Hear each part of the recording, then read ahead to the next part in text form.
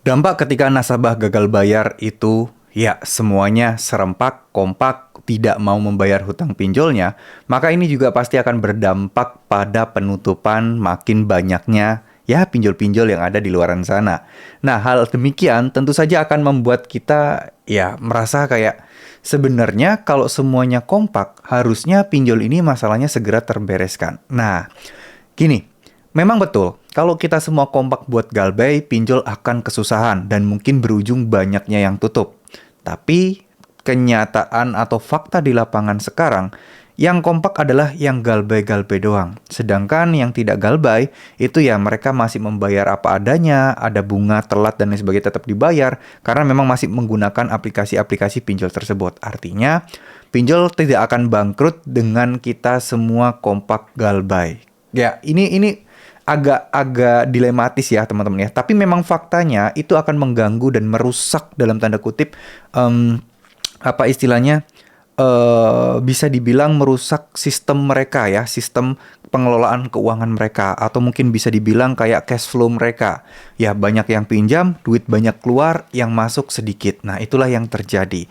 Ya kalau misalnya pinjol kecil-kecil gitu ya, yang nasabahnya nggak banyak, terus kemudian nasabahnya banyak yang galbay, udah pasti bakal bangkrut sih. Udah pasti bakal keteteran. Tapi pinjol sekarang kan diwajibkan mempunyai nilai ekuitas sebesar 12,5 miliar ya, atau saya lupa tepatnya, atau mungkin 25 miliar apa gimana. Nah, cuman itu adalah angka yang sangat-sangat besar, jadi biasanya ekuitas tersebut bisa sangat membantu atau mensuplai pendanaan mereka jika terjadi keadaan emergensi. Cuman resikonya adalah izin mereka dicabut kalau mereka udah kehilangan nilai ekuitas tadi. Nah, jadi apakah kita harus kompak untuk galbay bareng-bareng? Sebenarnya kuncinya cuma satu sih. Kalau teman-teman memang belum mampu bayar utangnya, belum ada duitnya, ya galbay aja dulu.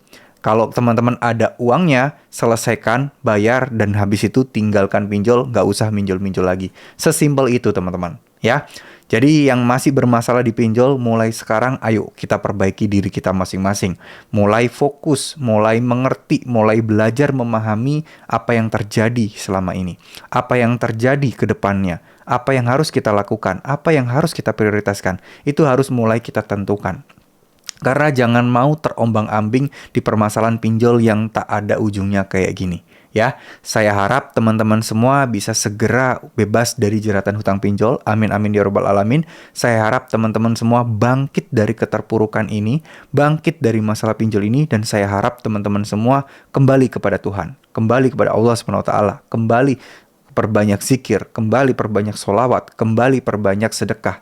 Ya, sebisa mungkin lakukan ikhtiar, mau itu jalur duniawi ataupun jalur langit, dua-duanya dikencengin. Siapa tahu dengan begitu kita akan mendapatkan kemudahan-kemudahan yang luar biasa nantinya. Amin amin ya robbal alamin. Terima kasih, mohon maaf jika ada salah-salah kata. Wassalamualaikum warahmatullahi wabarakatuh.